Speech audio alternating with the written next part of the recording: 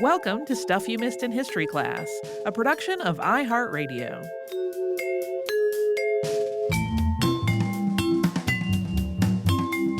Hello and welcome to the podcast. I'm Holly Fry. And I'm Tracy V. Wilson. Tracy, we have an episode that you're not in. I know. It was you asked me about whether it would be okay to do this, and I was like, absolutely. Even before you told me that the subject was Kurt Vonnegut. And when you said that, I was like, I already was on board with the idea of, a live episode with a guest host because I will not be at the event. But now that you've said Kurt Vonnegut and that Bryan Young is going to be the co-host, I am excited about it. Yeah. Both Bryan and I were panelists and guests at Indiana Comic-Con, and we talked a lot about Star Wars things while we were there, but it occurred to us, I think it was actually Bryan's idea, that Kurt Vonnegut is from Indianapolis, and this kind of makes a lot of sense. And right. So I was like, great, let's do that.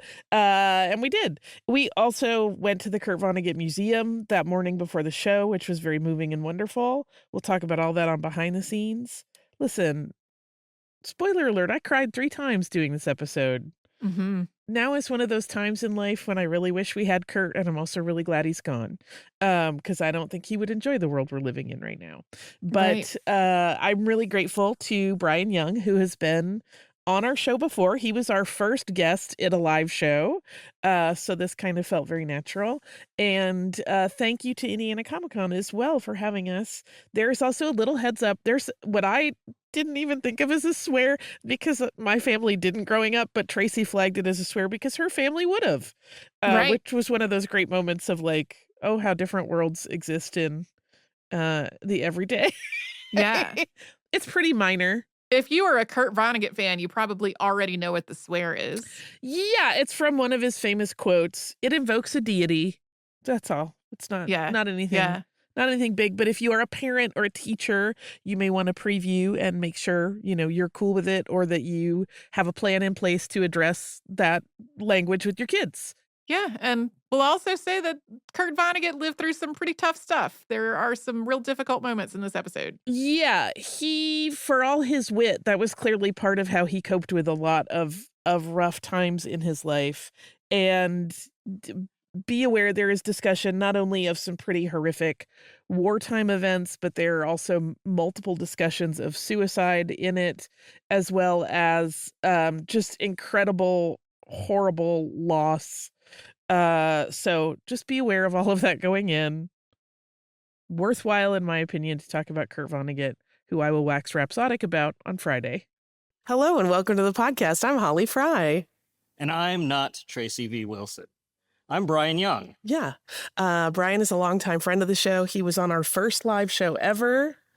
About talking about his book about presidential assassination for children, which is pretty spectacular. And I recommend you check it out if it's still available. It is. You can still get a children's illustrated history of presidential assassination online, or signed copies on my website at swankmotron.com. Perfect. Yeah. Perfect. It is charming as all get out. So today, because we're here in Indiana and in Indianapolis specifically, Bryan actually mentioned the idea of like, this is really the time to talk about Kurt Vonnegut, who is someone both he and I love and have bonded over the years. And he is, of course, the son of the city, as it were. We both grew up with him. I mean, I think often when you hear people talk about Vonnegut and where they discovered him, it's usually in their teenage years when they encounter an author, either because it's recommended in school or because they just stumble on it. And it's finally an adult in the literature space who is not feeding them bull in any way. It's very straightforward. And it is in some ways very subversive in a way that's very appealing to teenagers. And then if you're like me, you never mature and you stick with it the whole time. Yeah, Vonnegut was definitely someone I encountered as a teenager and really latched onto. I found him in a banned books club in high school, which seems so like you wouldn't be able to get away with that today the way you could, 25, more than 25 years sort ago. Of quaint now. And I've just always been in love with his work. And for a long time, I was reading his entire library like every year.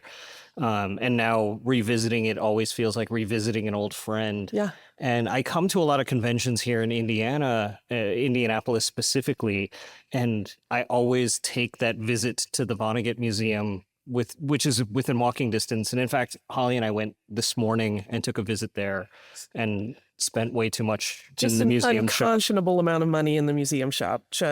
Yeah. My favorite are the Kilgore Trout covers that they have on the postcards. They're so lurid and ridiculous. I love them. Yeah. So without further ado, we are going to talk about this amazing writer who we all love and his life story. So Bryan, you want to kick it off? I would love to. So Vonnegut was born on November 11th, 1922 in Indianapolis, Indiana.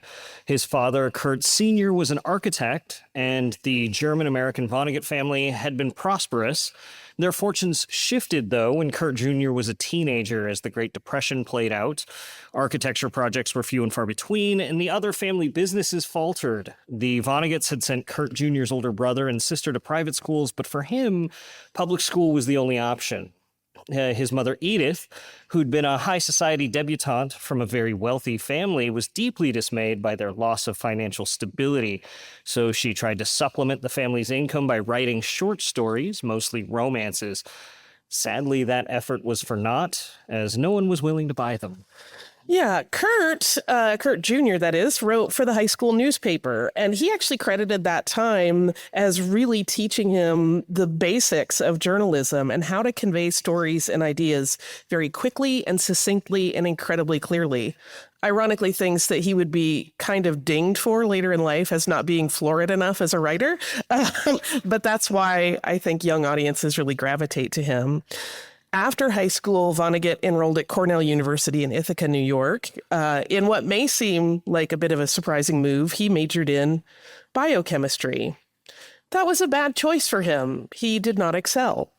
In 1943, Vonnegut left school to enlist in the Army. He'd been struggling at school. His journalism efforts at the Cornell Sun were good, though they often caused controversy. He ran criticism of the ROTC, of which he was a member, which got him kicked out. He also wrote articles suggesting that the school paper in publishing patriotic writing was sharing propaganda. Then, when he started school in his junior year as the editor of The Sun, he ran a headline welcoming the classes of 44 2/3, 45 1/4, or whatever. The U.S. had joined the war in December 1941 following the bombing of Pearl Harbor, and Vonnegut was making a nod to the fact that many of his classmates were likely to be called into service and die before finishing their college careers. He got pneumonia in late 1942, and that gave him a good excuse to leave school, and so he did, and then he enlisted. And he went to Fort Bragg for training. He brought his typewriter with him to basic training, but it was stolen. He was really good with weapons, so he got some artillery training, but his aptitude tests got him more attention because he was clearly very smart. And he was selected to enter a mechanical engineering program that was supposed to end up with him getting a degree and an officer's commission. His grades in this program were kind of mixed, but ultimately that did not matter because the program was shut down before he could finish. Kurt Jr. decided to visit his parents in their new place for Mother's Day 1944, and it was a trip that would really change the family forever. Kurt Sr., thanks to the war, had a steady income again, working in materials at various bases and facilities, and he designed a new home for himself and Edith, and this home in a quaint development in Marion County, Indiana. It was contemporary and smaller than their previous home, but Edith did not love it. It felt small and not just in size. She was keenly aware of how her fortunes in life had changed, going from an aristocratic it girl in Europe to an unknown Midwestern housewife. And she was also very unhappy about her son's choice to join the service. On Mother's Day morning during that visit, Edith was found dead by Kurt's sister Alice, who then went and got Kurt. Edith had taken an overdose of sleeping pills. This was not recorded officially as an intentional act. The coroner wrote it up as an accident to avoid the stigma that naturally goes along with death by suicide. But the family knew, although there have over the years been some debates over whether or not they were going to acknowledge this or not. And Kurt Sr. actually asked the paper not to run his wife's obituary. This death really became a focal point for Vonnegut in his writing and in his personal interactions.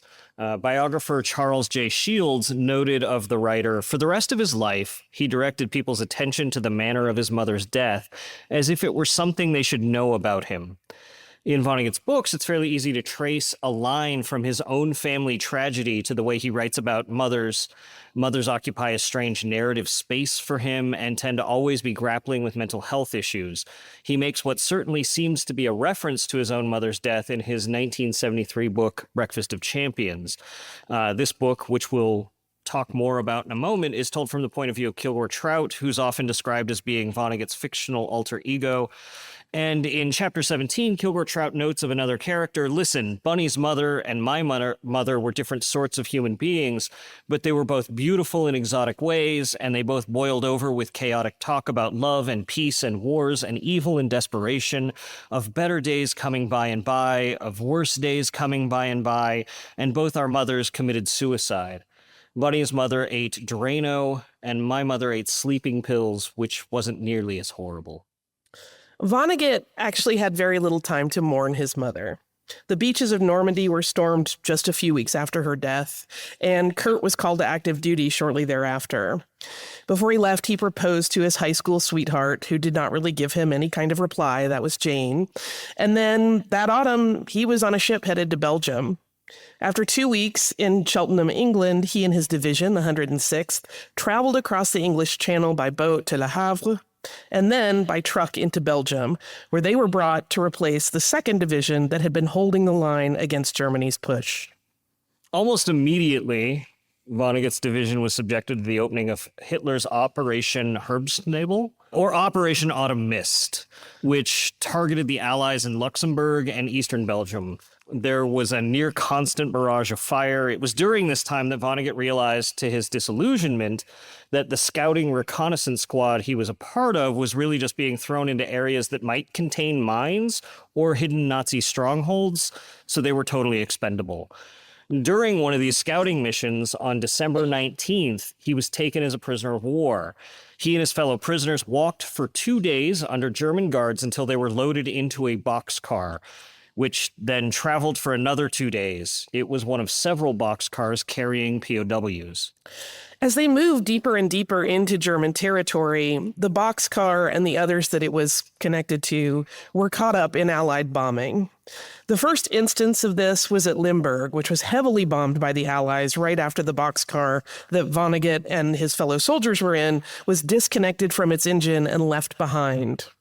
There were scores of fatalities among the POWs, as some fled the cars only to run right into the Allies' line of fire. Over the next several days, Vonnegut's group was moved along until finally reaching Mühlberg, where they were processed.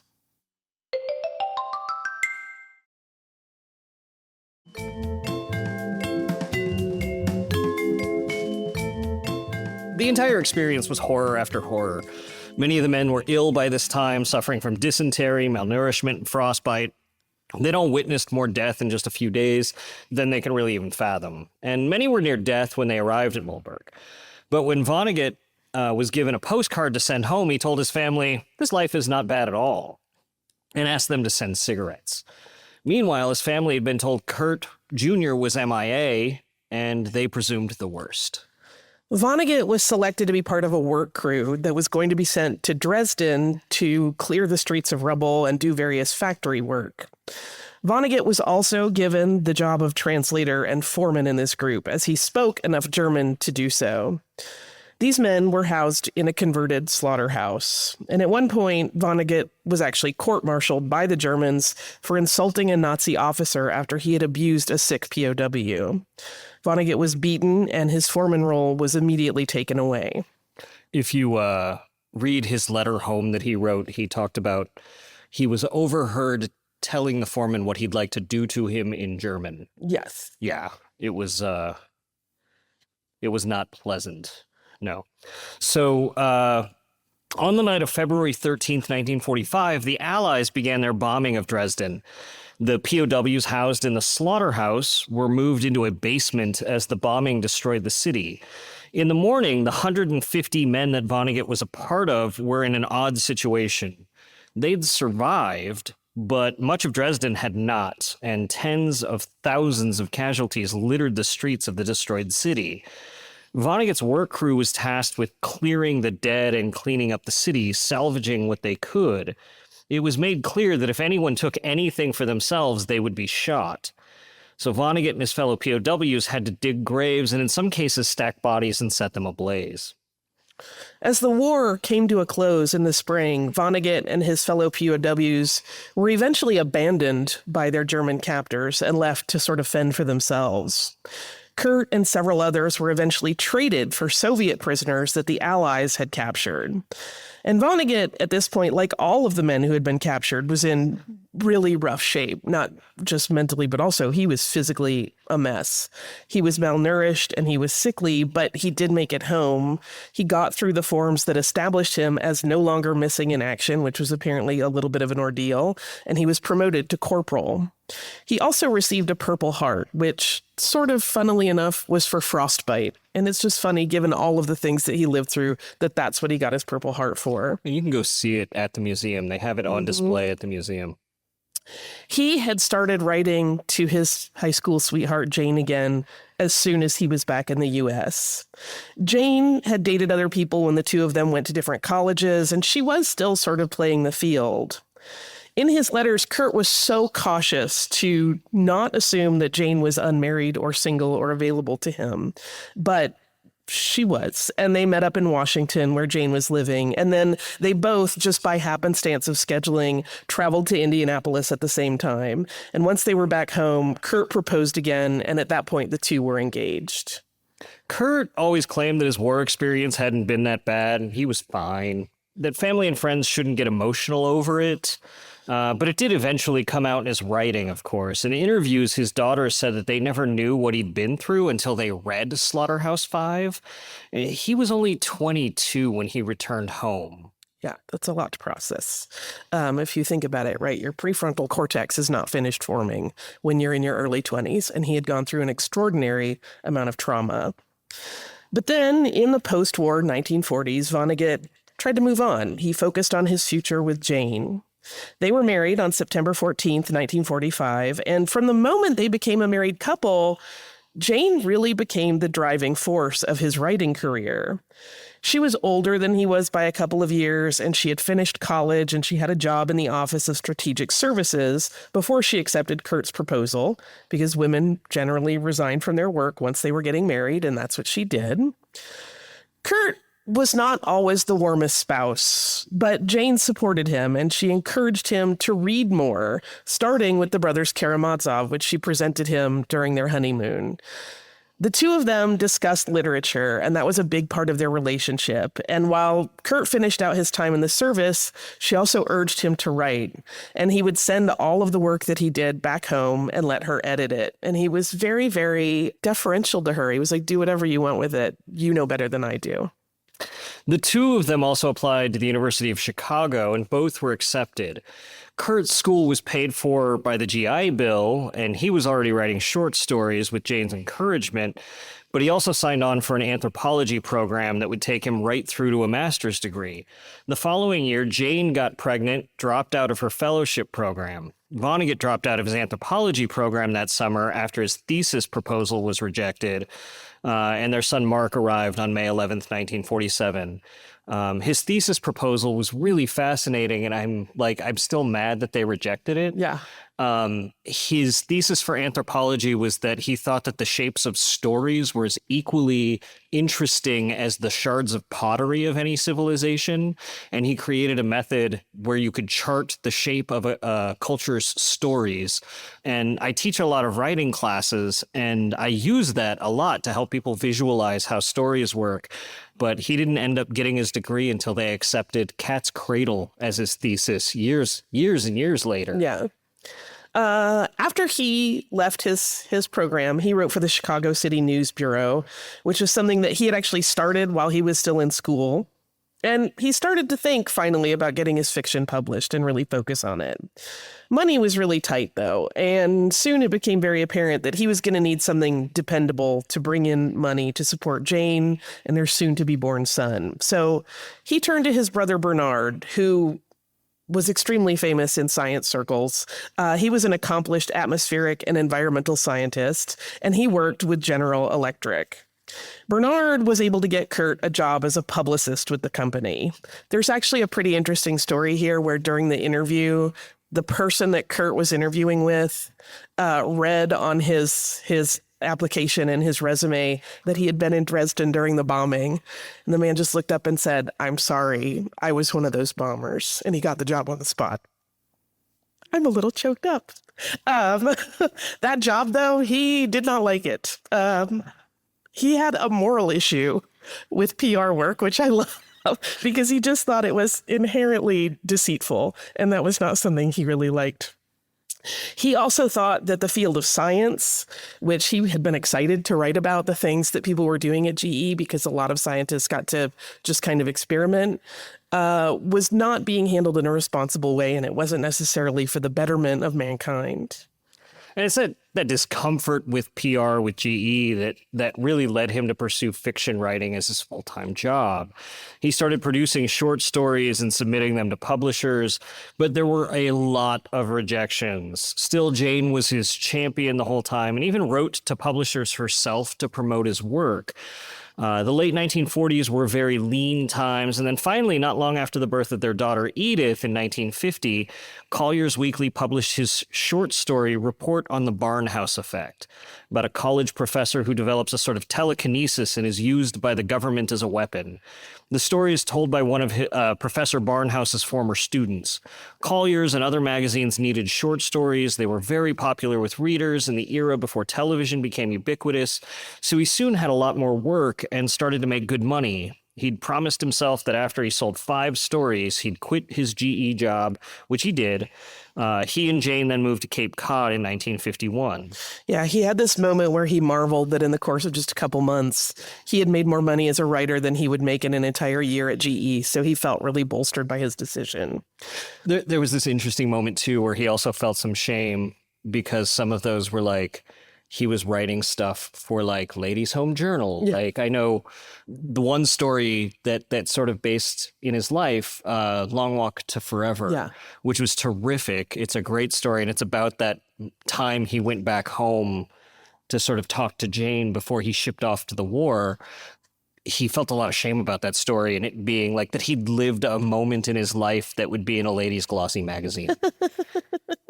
But it paid him well. Yeah, and Vonnegut continued to churn out fiction and make really good money for the first time in his life.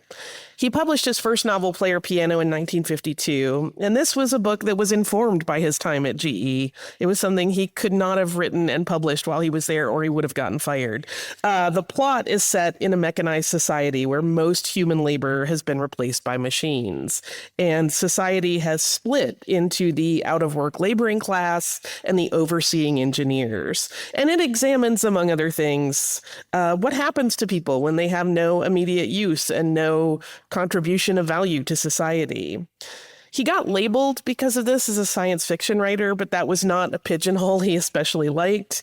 Just because while he had nothing against science fiction, he knew that other people did not take it seriously as literature. So there was a 7-year gap between Player Piano and Vonnegut's second novel, The Sirens of Titan, which came out in 1959. And during those 7 years, there were a lot of changes in Vonnegut's life. First, his daughter Nanette was born in 1954. Then his father, Kurt Sr., died in the autumn of 1957. And then in 1958, Kurt's sister Alice, to whom he was extremely close, was diagnosed with late-stage breast cancer. While she was in the hospital, her husband Jim died suddenly in a train accident. And while the family tried to shield Alice from this news, she found out. Though there's a couple of different accounts about how she found out. One is that a nurse gave her a newspaper which mentioned the accident, and then the other is that a family friend accidentally blurted it out. But regardless, Alice was heartbroken, and she died 2 days after learning about her husband's death. Kurt later said of his sister, quote, she was the person I'd always written for. She was the secret of whatever artistic unity I'd ever achieved. He'd promised Alice that he would keep her 4 sons together, and he moved all of them into the house with him, Jane, and their 3 kids. It became a wild and boisterous home, and the kids, as adults, would note that Kurt was often grouchy with them and a little scary at times. But he could be fun, but he was moody. Jane was the one who kept it all together and served as a primary caretaker for their huge crew. 7 kids is a lot of kids. Sirens of Titan, which examines space and time travel, free will, and what it means to try to outrun your destiny, was really pretty well received by critics. It was a Hugo Award finalist for 1960. His follow-up in 1961 was his book Mother Night, and this is a step away from science fiction, which he was becoming known for, so it's a little risky. This is a fictional memoir written by a Nazi propagandist while he awaits his trial for war crimes. There's a spy twist in the work. I almost don't want to say more because it's a really fun narrative as it unfolds. And this story would eventually be adapted into stage and screen like a lot of Vonnegut's subsequent work, including the 1996 film starring Nick Nolte, which Vonnegut has a really beautiful cameo in. It's really good. See it.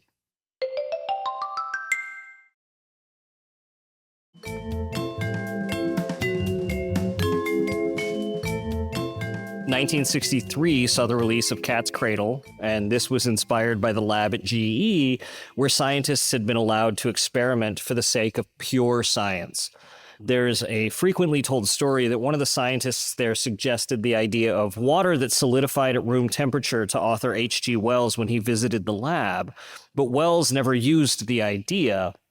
Vonnegut decided it was okay to use it himself. He uses it as the concept of IS-9 to examine the ways that science can be weaponized. He also introduced a fictional religion in the book called Bokononism, which involved a number of absurd practices. Some of the vocabulary of this faux religion would also be used a decade later to name a collection of short story writings by Vonnegut called Wampeters, Foma, and Granfalloons. The novel God Bless You, Mr. Rosewater was released in 1965, and it's in this book that Vonnegut introduces what has become known as his fictional alter ego, Kilgore Trout. The name was a play on the name of the science fiction writer Theodore Sturgeon. Trout appeared in numerous books after this time, and while he changed personality a little bit and details give from book to book, he was always a writer. And in Rosewater, Vonnegut wrote one of his often invoked quotes, which is spoken. This also gets me choked up.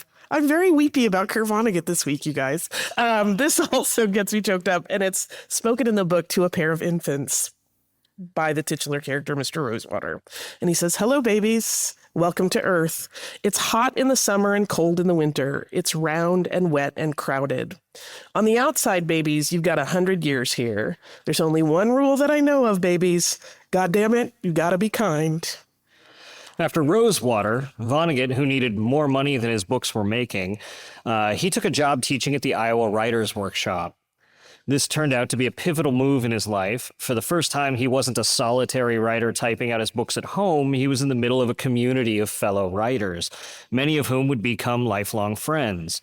He published a collection of short fiction titled Welcome to the Monkey House in 1968, but the project he'd been working on since his return from the war finally, after many drafts, was published as a result of the work he did on it while in Iowa.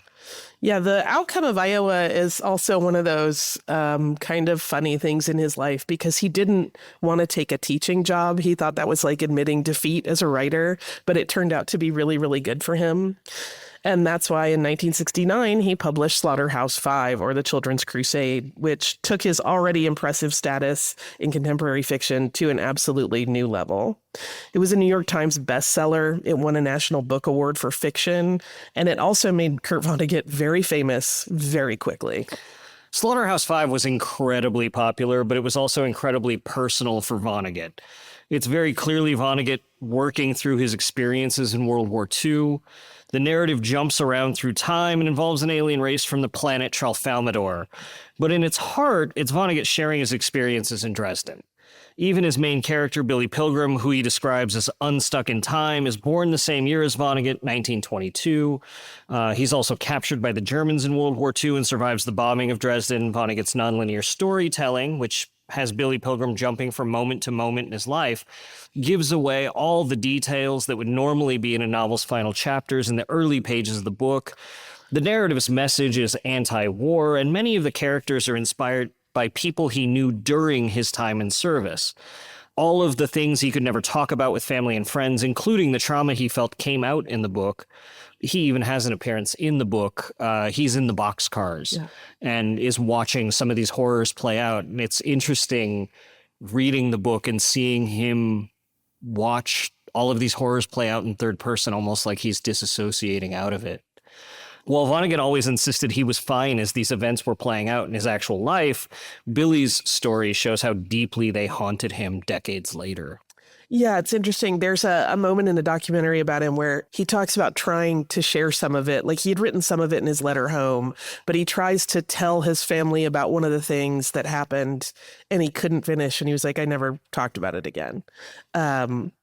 Slaughterhouse-Five, of course, made Vonnegut a critical and media darling and a household name. There's a great Life magazine feature on him and his family. It's this full spread with pictures, and it includes photos of his family and their home, and they're beautiful pictures. Some of them are really, really fun. But all of that fame ultimately, as fame often does, led to his life blowing up. He moved from Cape Cod to New York. The family stayed in Cape Cod, and he and Jane split up. They had some fundamental differences, including religion, that had come into sharp focus once their kids were grown and moved out. But he had also met someone else. On the heels of his critically acclaimed novel, Vonnegut wrote a play titled Happy Birthday, Wanda June, and it was released in 1971. And while that play was in production, photographer Jill Kremens was assigned to take pictures of him. The end of Jane and Kurt's marriage was somewhat unusual. They stayed in touch. Jane remained, according to her children, very proud of Kurt's accomplishments and accolades. While she could have easily become bitter over how things played out, she seemed to accept it and move on, eventually remarrying. Slaughterhouse-Five was optioned for film rights very soon after its release because of its popularity, and the movie version came out in 1972, starring Michael Sachs as Billy Pilgrim.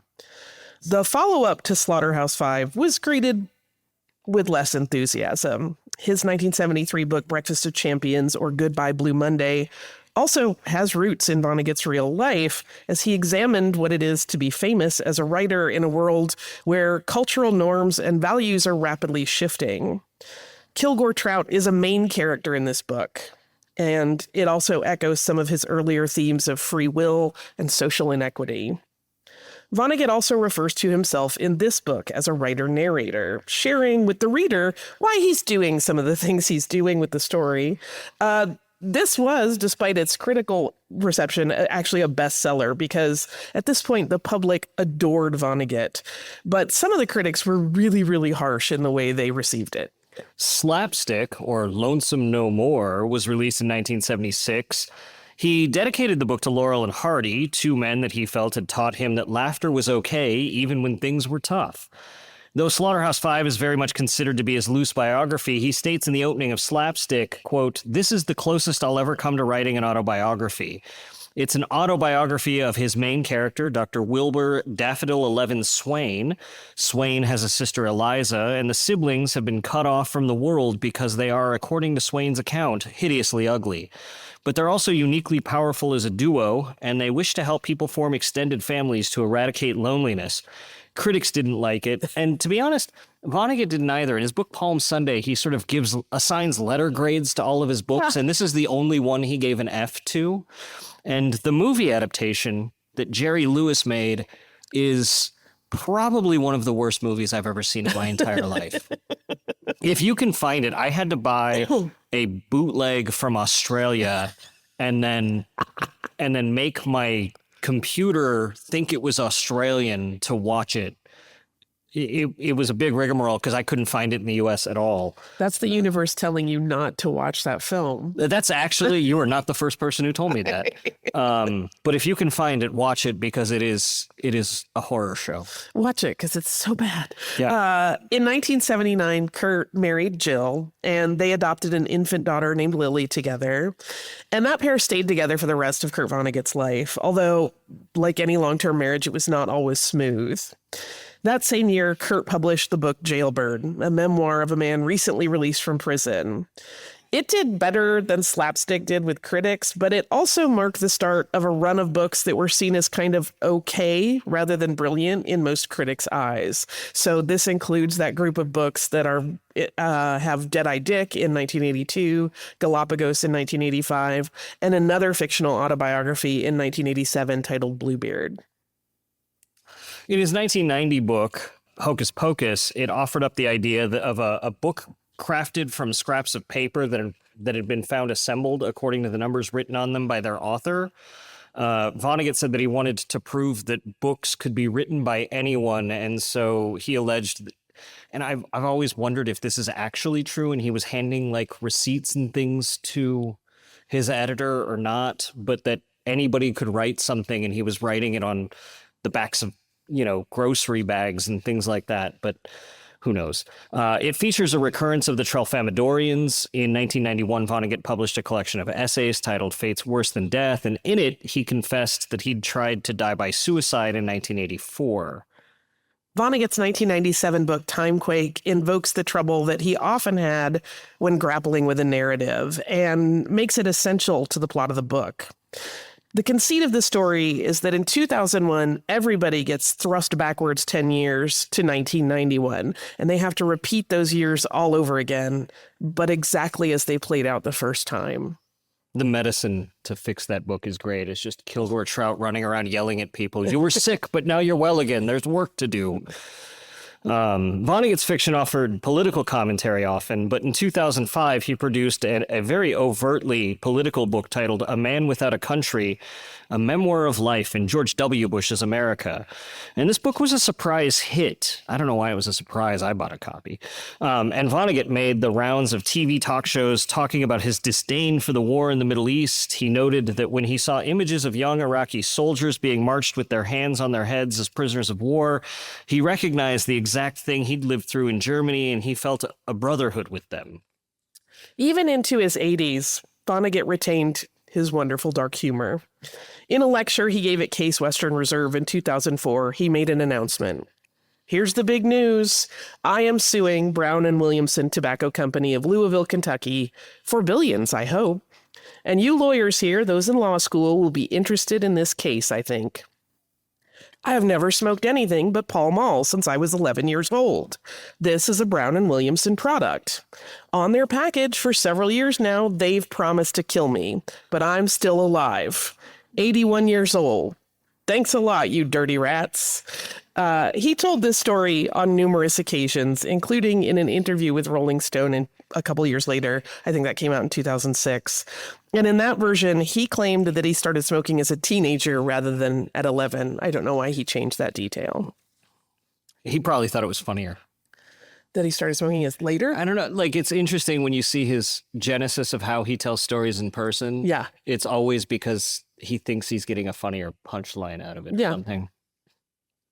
It wasn't cigarettes that caused Vonnegut's death. It was simply a fall. He'd fallen in his home in 2007, sustained brain injuries, and he died on April 11th, 2007.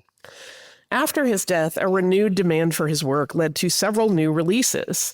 In 2008, Armageddon in Retrospect was released by his son, Mark. And this brings together both fiction and nonfiction short-form pieces that examine the human propensity for war. 2 more books of previously unpublished short fiction came out in the next several years. The first was Look at the Birdie in 2009, and the second was While Mortals Sleep, released 2 years later.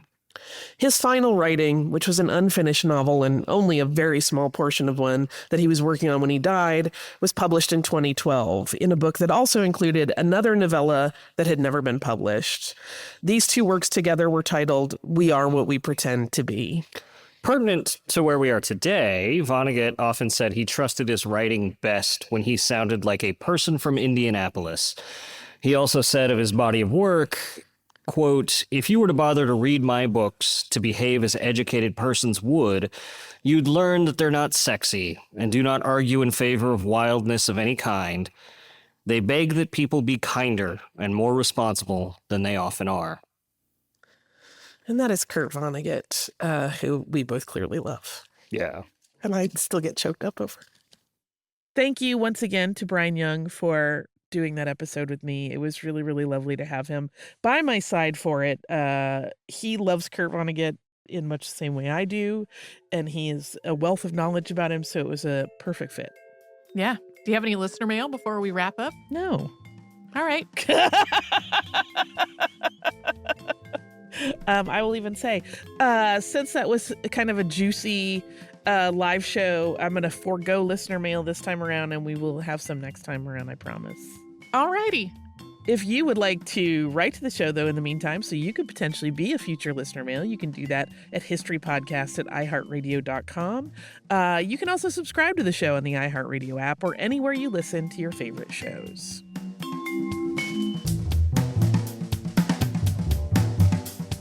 Stuff You Missed in History Class is a production of iHeartRadio. For more podcasts from iHeartRadio, visit the iHeartRadio app, Apple Podcasts, or wherever you listen to your favorite shows.